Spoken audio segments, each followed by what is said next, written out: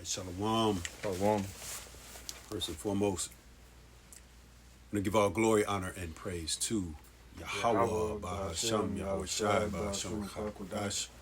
A double honor to the apostles and elders of Great Millstone who teach and who well taught us this truth. Shalom to the elect, 144,000, pushing this truth in all sincerity in the four quarters of the earth.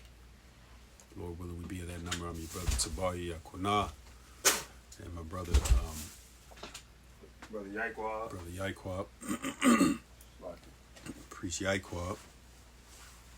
And just getting into, the spirit's been heavy on the times to come concerning, the dynamic between these women and men, but more specifically between the women and the men of the Lord, which are real men, which are real men, and all right, those who sigh and cry for the abominations thereof, in this queendom that we live in, America, Babylon the Great. All right. So without further ado, do you want to go into Isaiah? Yeah, I got you. I got the scripture for you. Yeah, just real short and sweet, because we all know the scripture, Isaiah 4:1, and we'll get that, Lord willing. This is Isaiah. This is the book of Isaiah, chapter 13, verse 12. It says, "I will make a man more precious than fine gold, even a man than the golden wedge of Ophir." Yeah, more precious than fine gold. More precious than fine gold. Not just regular gold, because you can dig up gold and it can have all kinds of impurities in it. But more precious than fine gold, So that's just how, and that's talking about the elect, man. That's not talking about just no regular dude out here in the world. That's talking about those that serve the Lord in truth and sincerity. Again, Lord willing, we be of that number, man. We are called. We are not yet chosen, man. So we endure hardship as good soldiers, as the scriptures say. This is we always say that this is a marathon. This is not a sprint, man. So we wait patiently on the Lord, man. Yeah. The Lord is the one that's going to exalt us. Even now, everything is in the hands of the Lord. But the Lord is the one that's going to be able to, He's the one, all right, that's going to make us precious. And a part of us being precious is the refinement period that we're experiencing right now. All right? The refinement period that we're experiencing is what it is, purifying us to be that fine gold, to be worthy, to not only bear his testimony, but also eat the fruit of his prophecy, which is Isaiah the 4th chapter and the 1st verse. When you go to, I'm going to get a quick precept for you, actually. I'm going to prove that through the Bible. Can I get that Isaiah 4:1 real quick? Go ahead.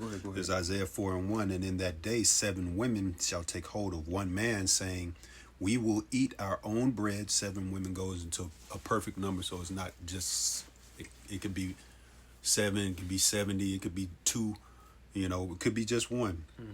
It says, "We will eat our own bread and wear our own apparel. Only let us be called by thy name to take away our reproach."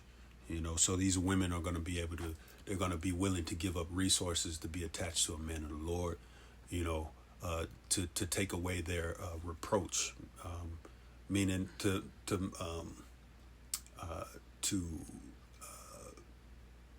the scriptures speak about how women shall be saved in childbearing, right? So, just to be attached to a man of the Lord can get a woman saved, can take away their sinful type nature, man. The scriptures speak about how through the woman we all die. They're going to see prophecies coming to pass. Right. They're going to see prophecies coming to pass, and they're going to see that we were the ones who were professing the prophecies, and we're going to be a light. Mm-hmm. The scripture says wisdom causes a man's face to shine. Mm-hmm. You know? Yeah, we're going to be a whole different countenance on Right. the men of the Lord. It's going to be a different countenance on the man of the Lord. Mm-hmm. All right? You got a lot of women in the background, you know, that's preparing themselves. Even right now, a lot of women, you got a lot of Israelite sisters, all right? They haven't been brought to the forefront yet, but because they're not ready. Right. Like the Lord got to work with them. He got to clean them up, because if they don't come correct, that's a wrap for them. Yeah. And also, if a woman is a hindrance into the ministry, this is talking about wearing our own. This means these women are going to be, they're going to add.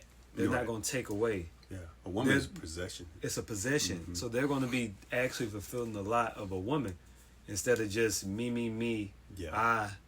They're not going to have that mindset. Like these women that we deal with now, they're in a mentality of, they're very selfish. Mm-hmm.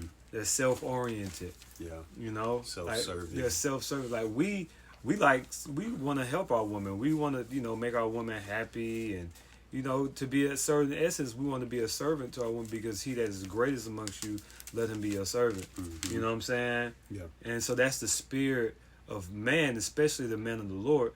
But with the women, they don't have that mentality, because they're of a very primitive, animalistic mentality. Mm-hmm. It's like me. And ultimately, those who continue to have that mentality, they're not going to be saved. Mm-hmm.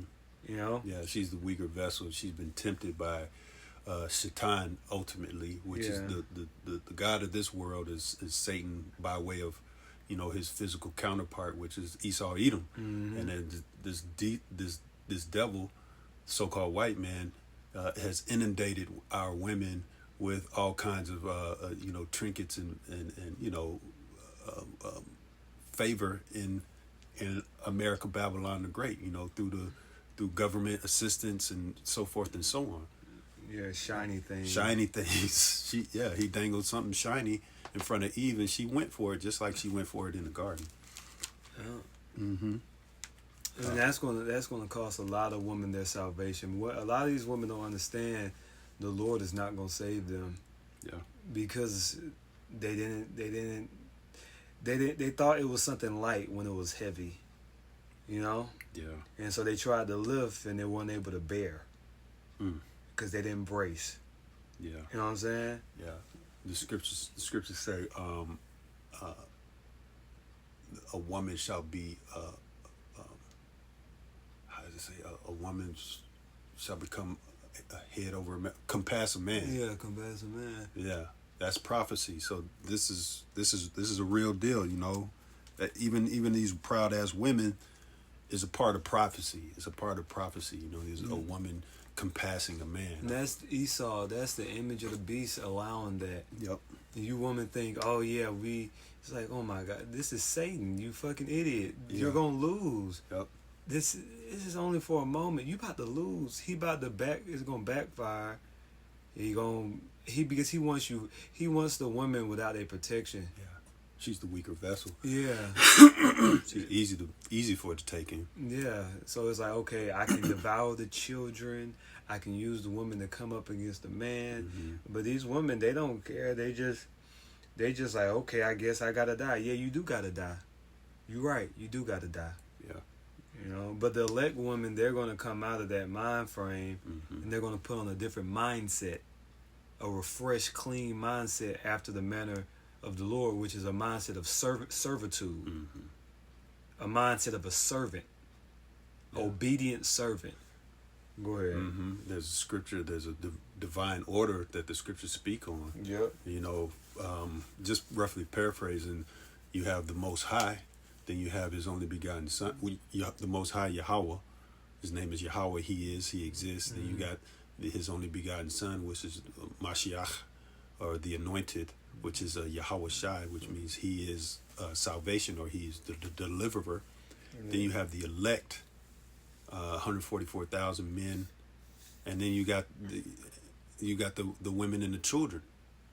After that, in that order. Well, let me get the scripture for you on that. The water. So how we look to Yahweh Shai as our scripture speak about how Israel is likened unto a woman, starting with the elect. When we're making our garments clean, white raiment, trying to purify ourselves for our bridegroom, who's Yahweh Shai. The woman's supposed to do the same thing for us. That's it. They thinking, I don't know. They just they might as well be smoking crack because you're just in fantasy. 1 Corinthians chapter 11 verse 3, it says, "But I would have you know that the head of every man," remember, every high got to come down. Yeah. You can be puffing up and beating yourself on the chest. You high, nigga. You're high. Right. You're a drug addict off of your own vanity and lust. Mm-hmm. Verse 3, it says, "But I would have you know." Sha'ar. Yep, that's that 11. That yeast. Mm-hmm. That's why a lot of them got candida infections. Am I lying? You know what I'm saying? Yeah. They don't got no air, no breath. Them pants. I see. Yeah, I told you the pants. Sister in 1942 was it? No, but real talk, they do have a point. Yeah. Women wearing, we don't be talking, but we more so be talking about prophecy. Yeah. But woman, you